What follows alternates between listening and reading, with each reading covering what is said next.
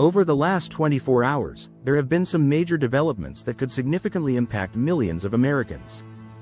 In today's update, we're covering the biggest headlines you need to know. We'll talk about a brand new $30 minimum wage, where it's happening and what it means for workers. We'll also cover Elon Musk stepping away from Washington, and what that means for government spending efforts.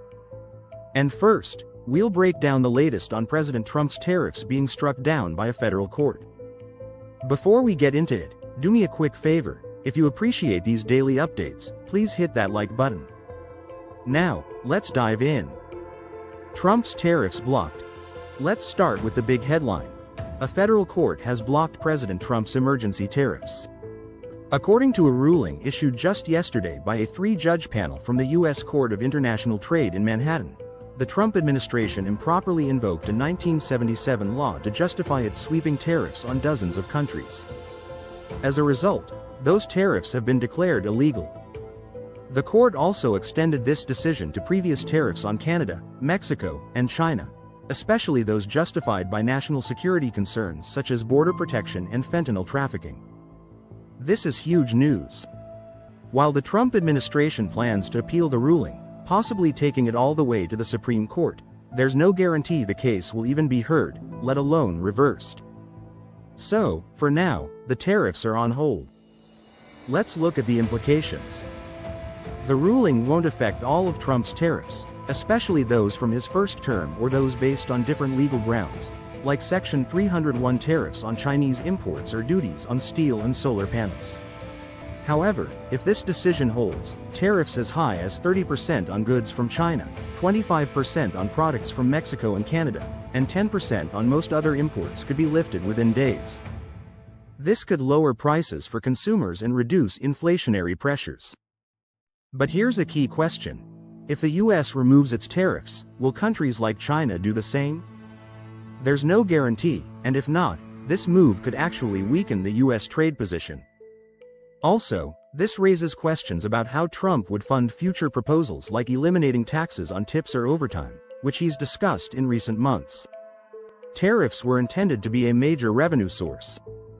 Without them, his economic strategy could face serious hurdles. Elon Musk leaves Washington. Next up, Elon Musk is officially stepping away from Washington.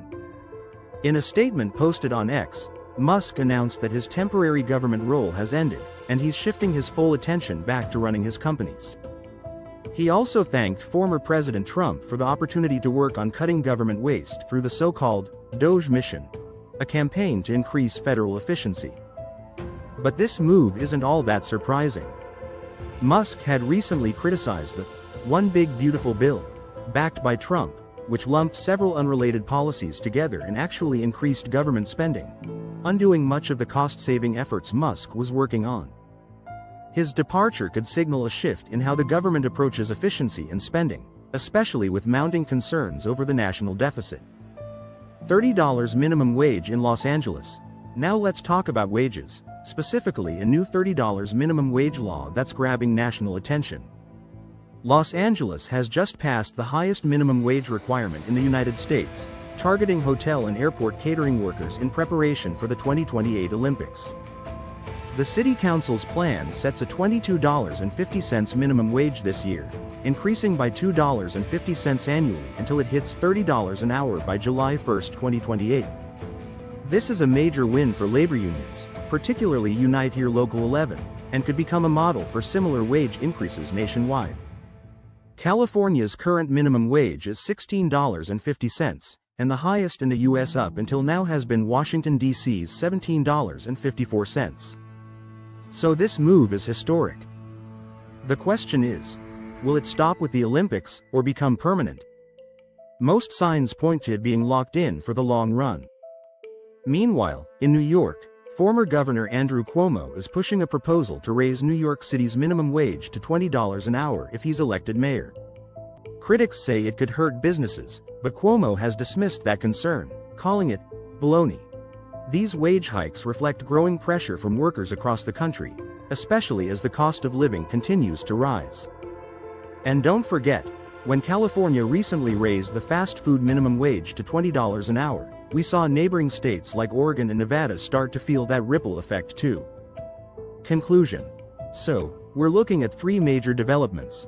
Trump's tariffs are blocked and now under appeal. Elon Musk is stepping away from government work, and Los Angeles just approved the highest minimum wage in U.S. history. All of this could reshape the economic landscape in a big way, impacting everything from inflation to federal spending to wage growth.